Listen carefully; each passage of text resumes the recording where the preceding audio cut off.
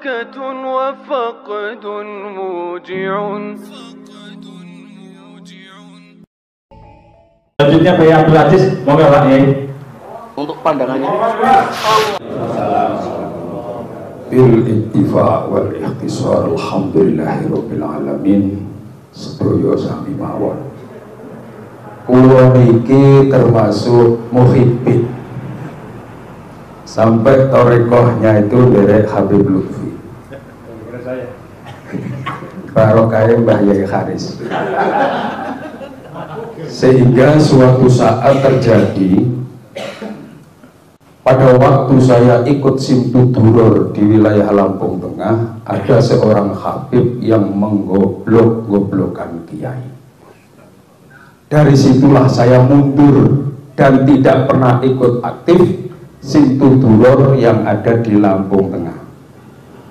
Tapi saya dicaci, kayak kiai gombal, kayak kiai sombong, tidak mau ikut sholawatan Simtuduror. Sebenarnya hati saya itu nangis, ya Allah, kiai iki lek mulang mulai dari alif ba ta jim ha kha sampai dadi para habaib gur entuk penae. Tapi kenapa harus dibodoh-bodohkan? Begitu saya selesai membaca Simtuduror, ada orang lain kiai yang membaca Simtuduror, Habib menggoblok-goblokkan kiai, nangis hati saya. Di luar ini, ya Allah, saya kedatangan seorang habaib yang mengaku-ngaku habaib. 5 orang bawa mobil jelek, kayak wong 5 moro-moro neng omah. Saya sama istri saya tuh cik seneng kan, gedok, anak habaib, antum semua itu adalah pembohong. Saya digoblok-gobloknya, alhamdulillah. Bu, wis gak sah melok-melok. Tahu-tahu saya dimintai uang 5 juta, dia mau ke Palembang.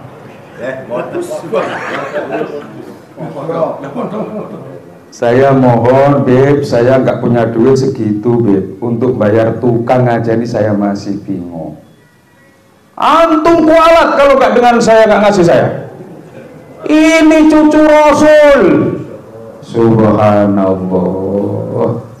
Saya terpanggil dengan bahasa-bahasa Habib yang menggoblok-goblokkan kiai. Akhirnya saya meruntap, kali saya gelut saya ini. Jawa Timur lagi. Kalau kamu memang betul cucu Rasul, tingkah mungkin nggak koyo asu. Alhamdulillah, saya bilang. Saya Jawa Timur ya. Banyuwangi aku. Begitu saya ngebel Pak D saya di Banyuwangi, terus ada viral, sebagian dari keturunan saya ada yang diba'alawikan. Subhanallah. Terpanggil saya, sebenarnya saya mau ke tempat Pak Suhadi, neng wonge lungoy, jangan arepe wadur aku iki. Iki lek iso secepat mungkin kita bergerak. Amin. Piye Habib iki sing padha ngaku cucune Rasul, asline bukan cucu Rasul. Allah, naudzubillahi min dzalik. Juga 5 Habib itu nggak pulang minta makan. Akhirnya sama istri saya diberikan mie instan dicampur endok.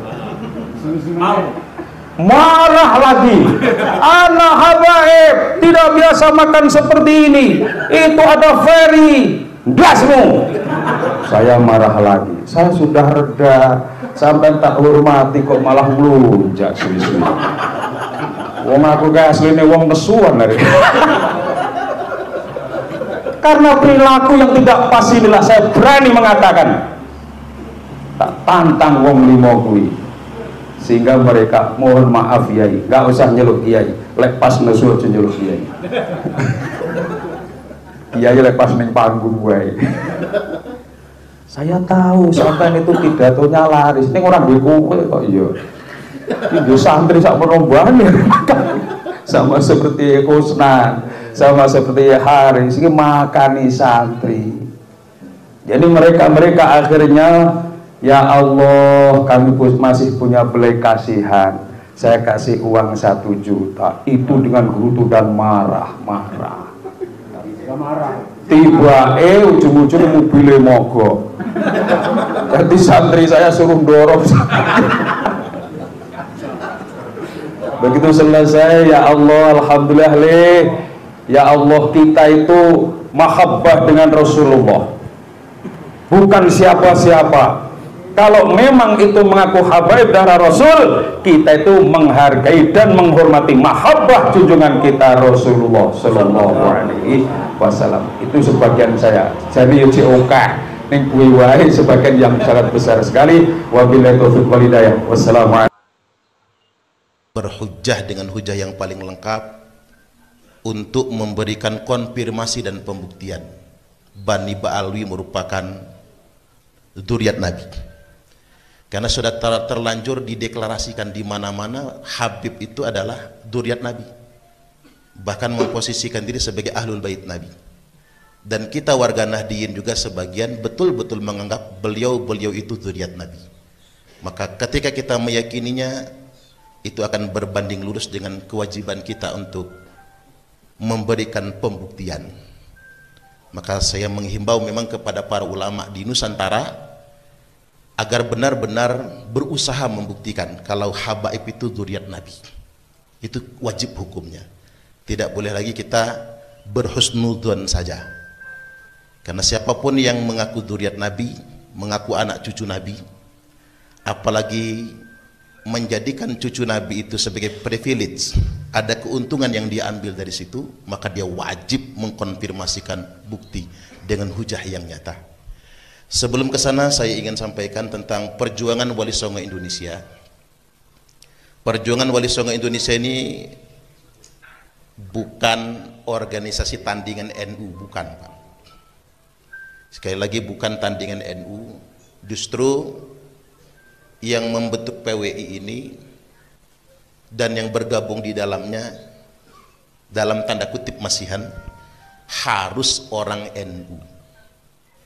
Ada orang non NU yang hendak masuk di PWI, masih kita tolak, karena ini bukan masalah Muhammadiyah, bukan masalah Persis, tapi masalah NU sebetulnya.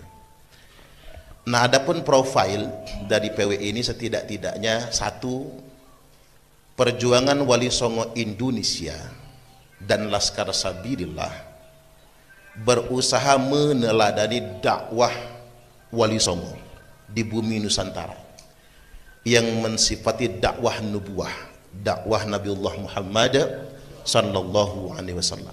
Jadi kalau ada PWI LS petantang petenteng, gagah-gagahan, ngajak berantem, ngajak tawuran, apalagi demo, itu bukan PWI LS, karena tidak sesuai dengan spirit kita. Yang kedua, kita berusaha menjaga sejarah dan kemuliaan Wali Songo beserta keturunannya. Apa maksudnya? Hari ini sejarah Wali Songo sudah disimpangkan banyak sekali, bahkan sejarah Nusantara disimpangkan. Bahkan sejarah Negara Kesatuan Republik Indonesia berusaha dimanipulasi. Bahkan sejarah NU saja sudah mulai dimanipulasi orang. Maka kita punya kewajiban meluruskan sejarah ini. Dan Wali Songo sudah banyak direndahkan, terutama keturunan Wali Songo. Jadi PWI bukan lembaga pencatat nasab, bukan yang memverifikasi keturunan Wali Songo, tapi menjaga sejarah dan kemuliaan Wali Songo. 2. 3. Menjaga kehormatan dan kemuliaan ulama Nusantara. Kita lihat di media sosial beberapa waktu yang lalu, kiai-kiai dikamplengi. Sanggup gak kita para santri, Pak, ngelihat kiai dikamplengi, oleh oknum-oknum yang ngaku Habib atau Muhibbin, sedangkan kita cuma nonton saja. Bahkan mohon maaf, kita nggak bisa berbuat apa-apa, takut kualat, karena yang ngampelin itu cucung Nabi. Itu nggak boleh lagi, itu ngelunjak itu namanya, nggak boleh lagi. Seperti yang saya sampaikan tadi, hari ini mereka buat video ingin memboikot dan membubarkan kegiatan Kiai Imad di Provinsi Lampung. Videonya viral di mana-mana. Saya tidak tanggapi video itu. Cuman kalau mereka mau menghadang, pasti kita tumbur. Enggak mungkin kita biarkan. Karena kita tidak akan mundur. Kalian jual, kami borong. Cuman ingat, jangan sekali-kali PWI LS ikut nantang, apalagi di medsos. Jangan. Kalau kita nantang di medsos, Pak Paison repot nanti meredamnya. Kapolsek, Kapolres, Kapolda repot nantinya. Jangan sampai begitu. Jadi kita menjaga kemuliaan ulama Nusantara. Dan yang dibela oleh kita bukan cuman yang bergabung PWI.